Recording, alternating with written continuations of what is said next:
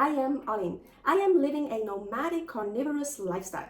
I have 2 pituitary gland tumors. Well, maybe still one that's slowly dissolving. Anyways, 3 years ago, I had surgery through my nose to remove one of the tumors, and with a really brutal recovery. That was at UCFS in California, USA, but they missed a second tumor. So for the second tumor, I decided to go to Istanbul, Turkey, to get the tumor removed with Gamma Knife surgery. So much better, so much cheaper.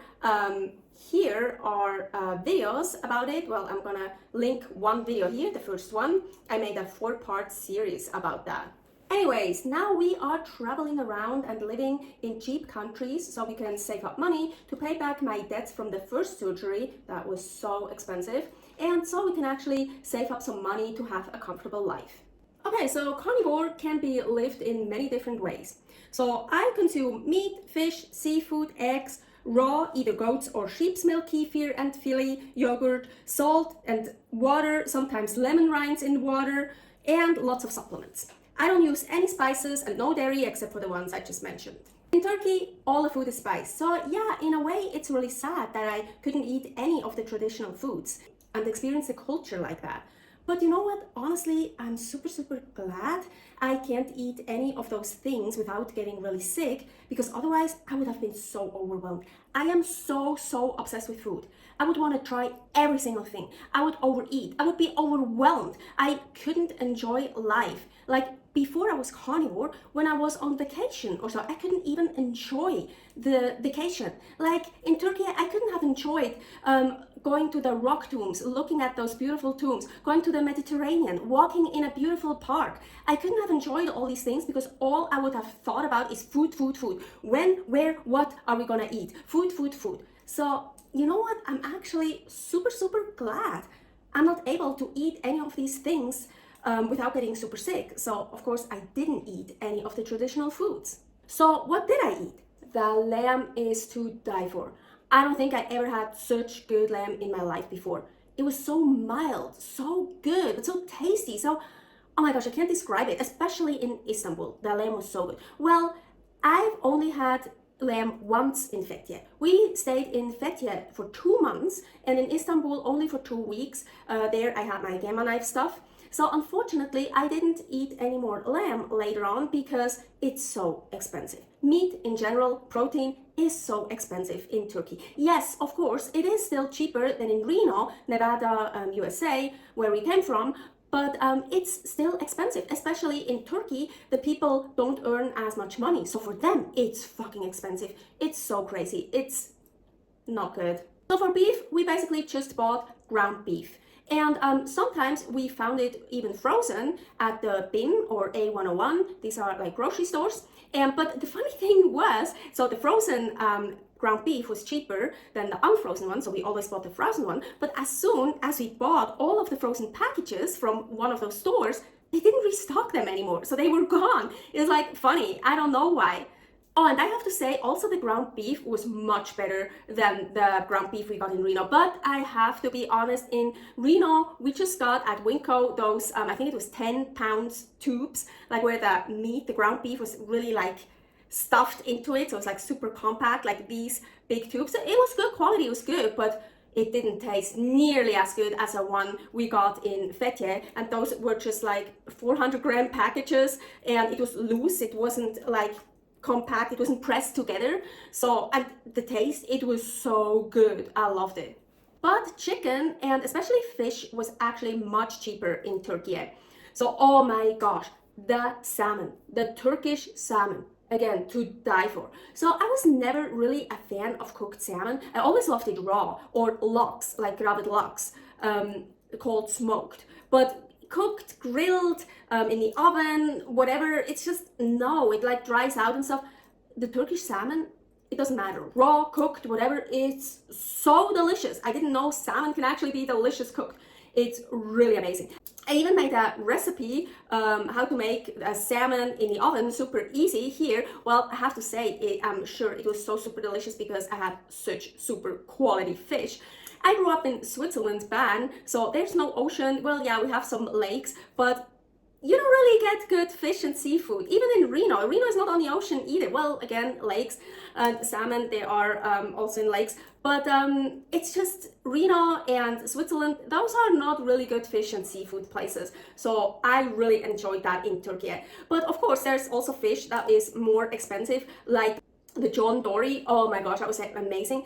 And the papagayo fish, the parrot fish. Oh my gosh, those were great, but they were more expensive. But you could get pretty cheap fish. And yes, salmon are found much more common in rivers, not lakes, but they are found in lakes as well. I feel like salmons are everywhere because they're salt and freshwater fish. Maybe you find them even in your bathtub. By the way, almost all the fish I made the way, well, on the grill or in the oven or whatever, I didn't cook them all the way through. I let them still a bit raw, like in the middle, and that was the best, when it's still a bit raw in the middle. So delicious. So, but mostly I ate chicken. They had these packages of these little pieces of chicken in there. Well, it's like, I think it's the butt. So, and they were really thin. So it was mostly skin. Oh, of course, they were delicious. But honestly, mostly I ate skinless chicken thighs. Why skinless? I mean, the skin is so delicious, and I believe chicken skin, chicken fat is healthy. But to be honest, my body composition is very important to me, and if I eat too much fat, I eat too many calories and I put on fat. So I love eating, and I rather eat a little bit more but less fatty, so I'm still good with my calories. But don't worry, I still eat a lot of animal fats, so I'm not like super low in fats.